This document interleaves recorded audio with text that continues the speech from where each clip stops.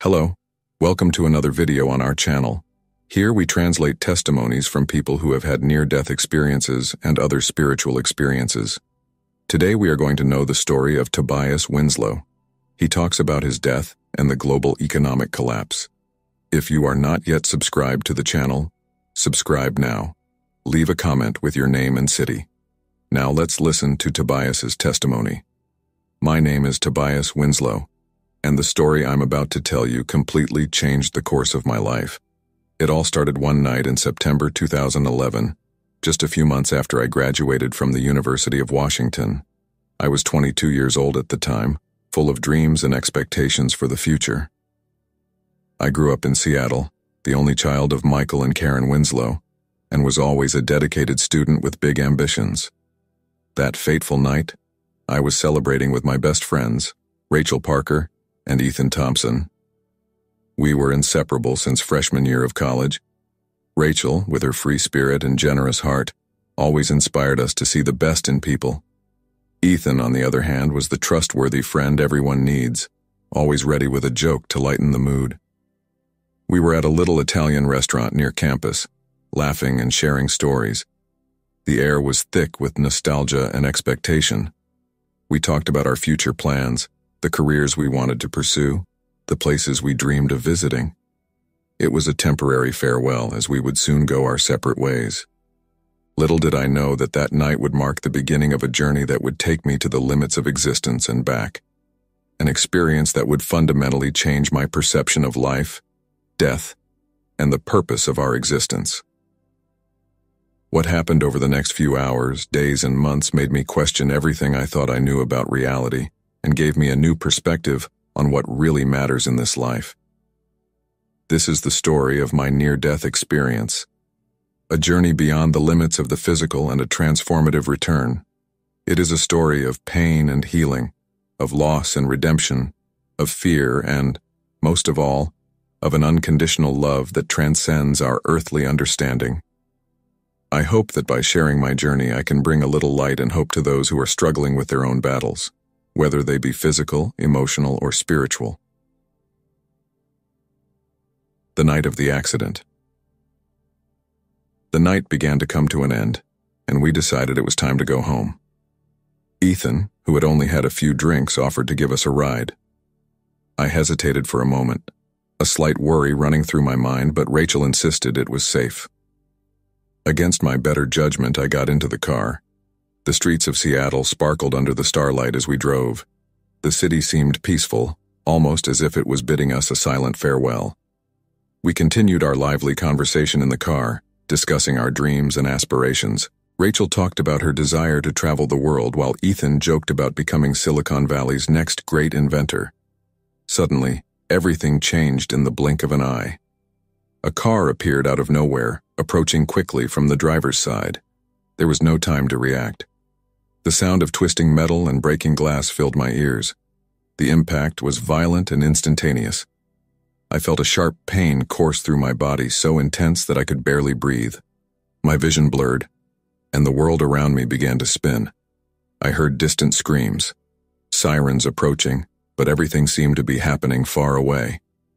The last thing I saw before I lost consciousness was Rachel's terrified face, her eyes wide with fear. Then darkness enveloped me. It was as if I were falling into an endless abyss. There was no pain, no fear, just absolute emptiness. I don't know how long I stayed in that state. It could have been seconds or an eternity.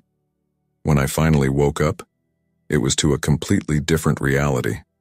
I was no longer in the wrecked car, nor did I feel any pain. In fact, I didn't feel my body at all.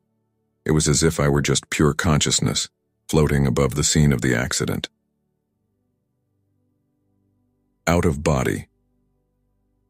The feeling of being outside my body was surreal.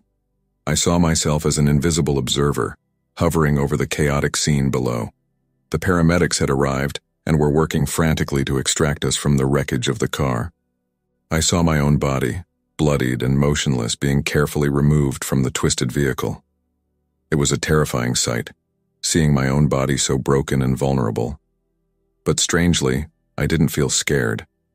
There was a feeling of detachment, as if that body was no longer me. I watched the paramedics administering first aid, their urgent voices echoing in the night. "He's in cardiac arrest," I heard one of them scream, starting cardiopulmonary resuscitation. My attention turned to Rachel and Ethan.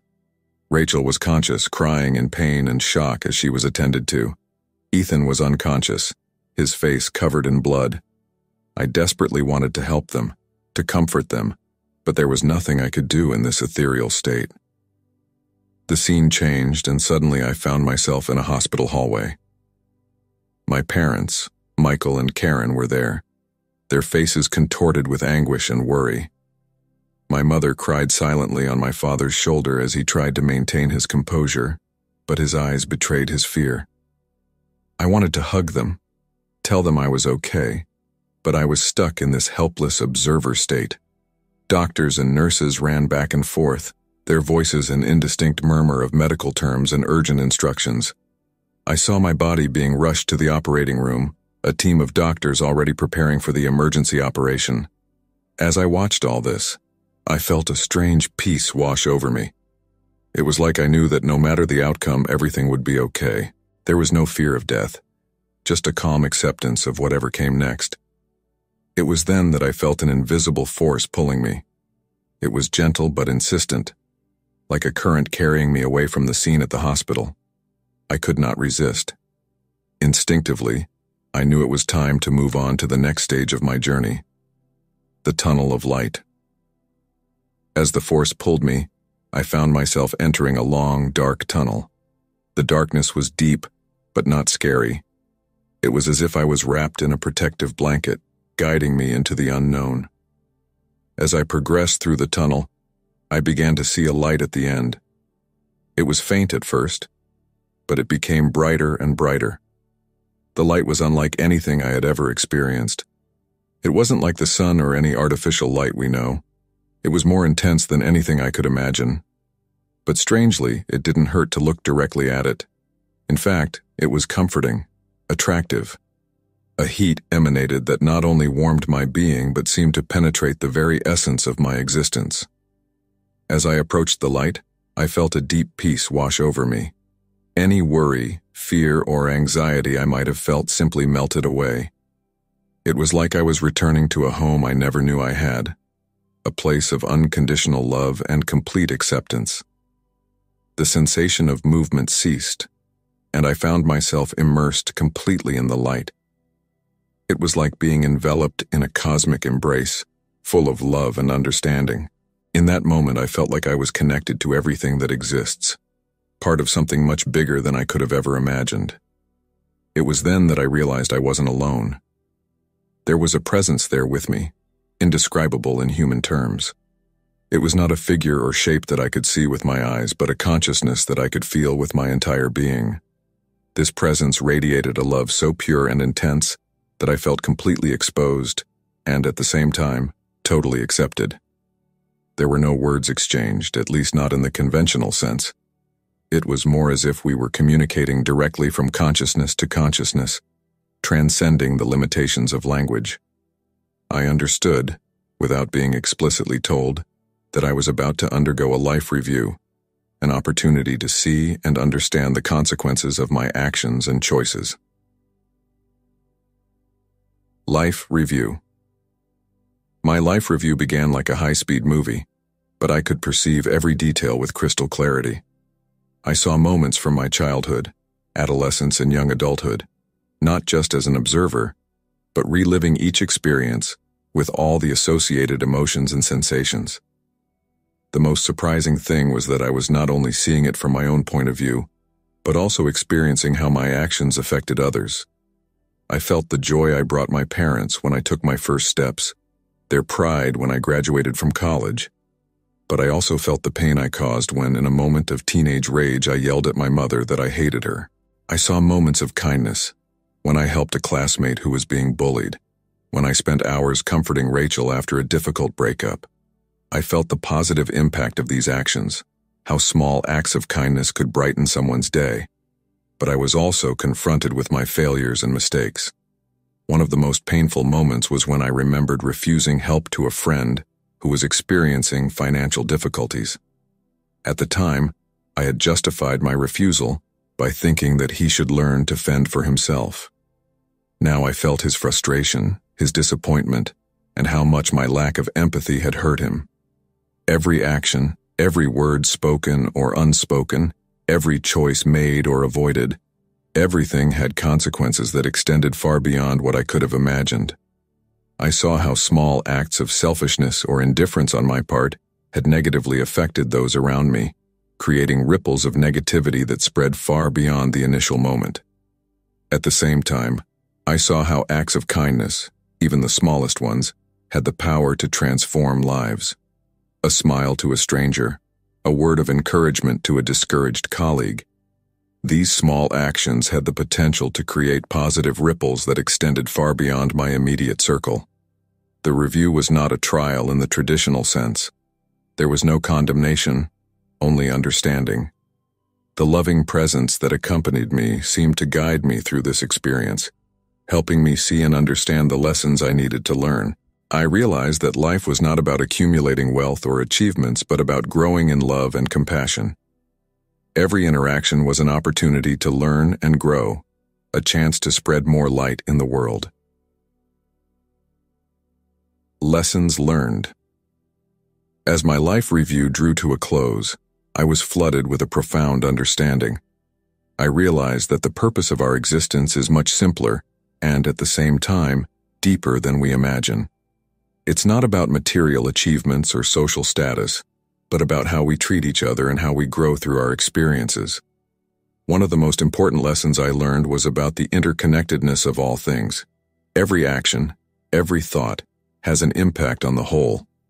We are all part of an intricate web of relationships, and what we do affects not just ourselves, but everyone around us, and by extension, the entire world. I understood that love is not just a feeling, but a powerful force that can transform lives. I saw how the moments when I acted with genuine love created waves of positivity that extended far beyond the initial moment. Likewise, I saw how a lack of love, manifested as indifference, judgment, or selfishness, could cause lasting damage. Another crucial lesson was about the importance of forgiveness. I saw how the resentment and bitterness I carried toward certain people and situations was hurting me more than the people I blamed. Forgiveness, I realized, was not about excusing wrongdoing, but about freeing myself from the weight of resentment. Compassion emerged as a central theme. I understood that we are all fighting our own battles, often invisible to others. Judging less and understanding more has become a new priority for me. I learned about the importance of living in the present. Many times I was so worried about the future or stuck in the past that I failed to fully appreciate and live in the current moment. Every moment is a gift, an opportunity to make a difference, to love, to grow. Gratitude emerged as an essential practice. I saw how I often took things for granted, my health, my family, even the air I breathed. I learned to value every aspect of life, recognizing that everything is a precious gift. Finally, I understood that personal growth is an ongoing journey. It's not about reaching a state of perfection, but about continuing to evolve, learning from our mistakes and striving to be better every day. These lessons were not just abstract concepts, but profound truths that resonated with every fiber of my being. I felt a renewed determination to live my life in a way that reflected these understandings, if given the chance to return. Visions of the future. After the intense review of my life and the profound lessons learned, I was surprised by a series of disturbing visions of the future. It was as if I was watching a dystopian film, but with the terrifying realization that it could become reality. I saw a world in economic collapse. Countries printed money uncontrollably, leading to the devaluation of traditional currencies. People lost their savings overnight and panic spread. Amid this financial chaos, I witnessed the rise of virtual currencies. Cryptocurrencies that were once viewed with skepticism have now become the only reliable way to preserve value. Social disparities worsened drastically.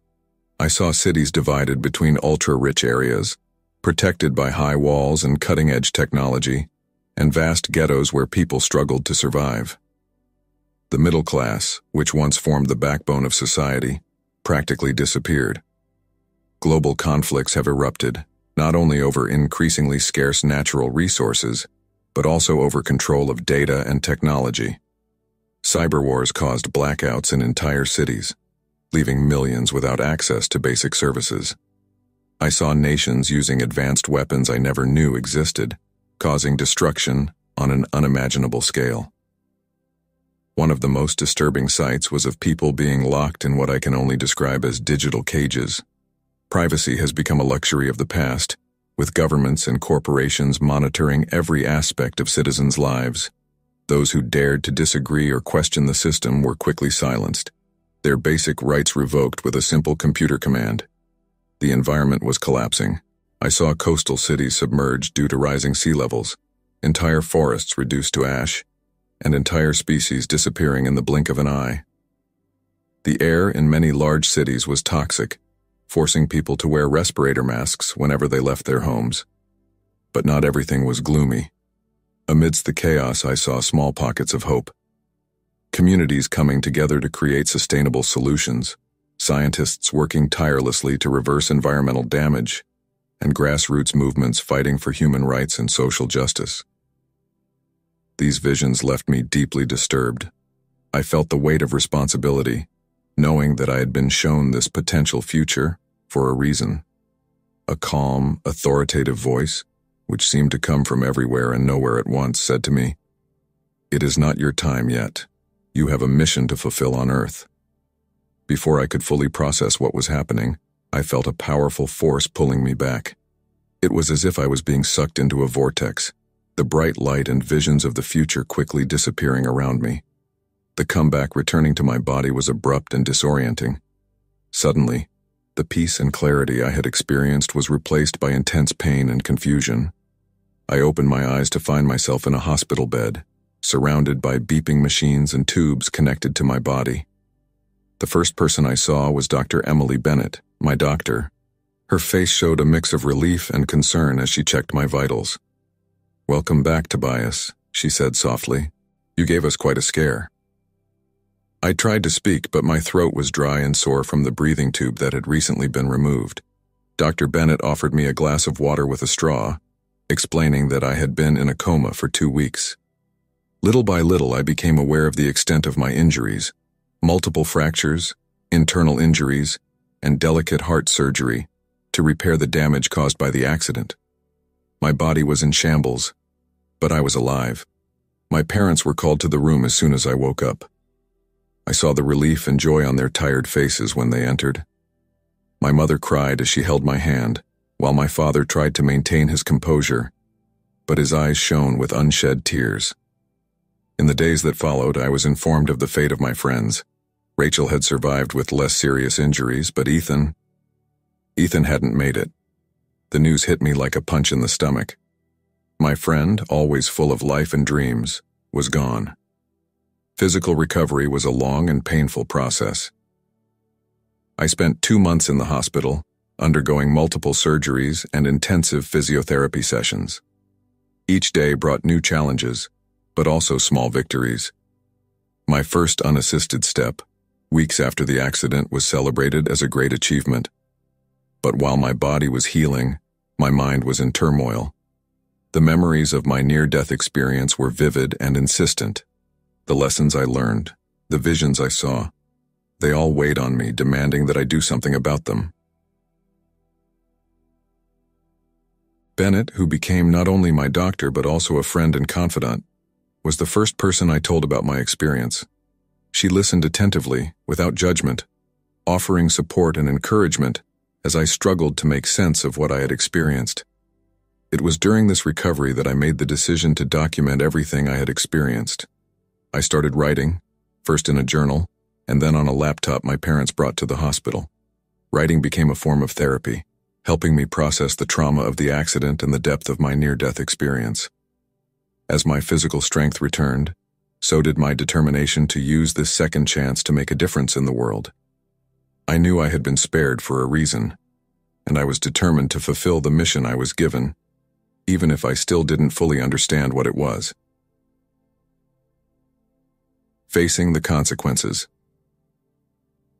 As I recovered, I had to face the emotional and practical consequences of the accident. One of the hardest was dealing with the loss of Ethan. Survivor's guilt weighed heavily on me, and many nights were spent tossing and turning in bed, thinking about how things could have been different. Rachel came to visit me as soon as she was discharged. Our meeting was emotional, full of tears and careful hugs due to our still recovering injuries. We talked for hours, reminiscing about Ethan and trying to make some sense of everything that happened. Rachel shared that the accident had made her rethink her priorities in life, and she was determined to live each day to the fullest in Ethan's honor. One of the most difficult visits was with Ethan Thompson, Ethan's father. He came to see me a few weeks after I woke up from the coma. The man who entered my room seemed to have aged years in just a few weeks. His eyes, so similar to his son's, were marked by the pain of loss. Initially, I didn't know what to say. How could I offer comfort to the man whose son had died while I survived? But Mr. Thompson did not come with anger or accusations. He wanted to know about the last moments I spent with his son. He wanted to hear stories about our friendship. I shared with him some of our best memories, the dreams Ethan had for the future, the jokes he always told. As he spoke, I saw a small smile form on Mr. Thompson's face, a brief moment of joy in the midst of his deep pain. Before leaving, Mr. Thompson held my hand and said, "Ethan always spoke highly of you, Tobias. He considered you one of his best friends. Please live your life to the fullest. Do this for Ethan." His words hit me deeply, reinforcing my determination to do something meaningful with this second chance I have been given. Another challenging aspect was dealing with the legal and financial issues arising from the accident. There were insurances to process, police reports to review, and difficult decisions to make. My parents took on most of this burden, allowing me to focus on my physical and emotional recovery. As I grew stronger, I began to think about the future. My career plans, which had seemed so important before the accident, now seemed insignificant in light of my experience. I knew I needed to make significant changes in my life, but I still wasn't sure which direction to take. It was during this period of reflection and recovery that I began to consider sharing my story with a wider audience. Maybe I thought my experiences could offer comfort or inspiration to others going through difficult times. With the support of Dr. Bennett and my family, I began planning a series of talks about my near-death experience and the lessons I learned. It was scary to think about exposing something so personal and deep, but I felt like it was something I needed to do. As I prepared to leave the hospital and face the outside world again, I knew nothing would be the same. The accident and my near-death experience had fundamentally changed me. Now it was time to figure out how this new version of myself would fit into the world and how I could fulfill the mission I felt I had been given. A new purpose. I left the hospital 2 months after the accident, still physically fragile, but with renewed determination. The first few days at home were an adjustment, with my parents taking turns looking after me. But I was eager to get my life back on track and start implementing the changes I knew were necessary. I started by taking small steps. I reconciled with people I had hurt in the past, making a conscious effort to be more empathetic and understanding. Every interaction, no matter how small, was an opportunity to spread a little more light and love in the world. The disturbing visions of the future that I saw during my near-death experience continued to haunt me. I couldn't ignore them, feeling a responsibility to do something about them. I began researching extensively about the problems I had seen: climate change, social inequality, potentially dangerous technological advances. I connected with activists, scientists, and community leaders, seeking to better understand these challenges and how I could contribute to solutions.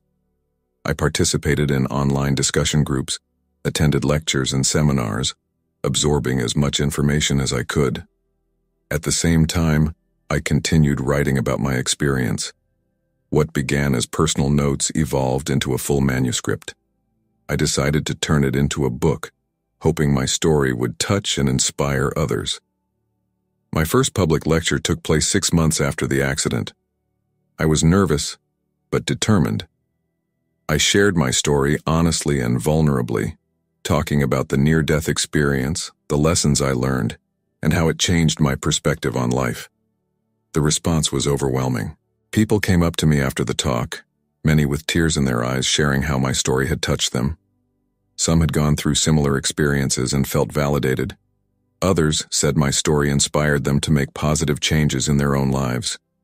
This positive feedback encouraged me to continue. I started giving more talks, participating in podcasts and radio programs, always with the aim of spreading a message of love, empathy, and responsibility. With Rachel, I began planning community projects to help people in need. We used our different skills, my new perspective on life, and his innate creativity, to create initiatives that made a real difference in people's lives. My book was published a year after the accident, and to my surprise, it became a bestseller. The royalties allowed me to dedicate myself fully to my new purpose in life, without financial worries. Today, 5 years after the accident, I continue on this journey of growth and service. I speak regularly, lead workshops on consciousness and life purpose, and work with organizations seeking to create a more just and sustainable future. Not a day goes by that I don't think about Ethan and the unwitting sacrifice he made.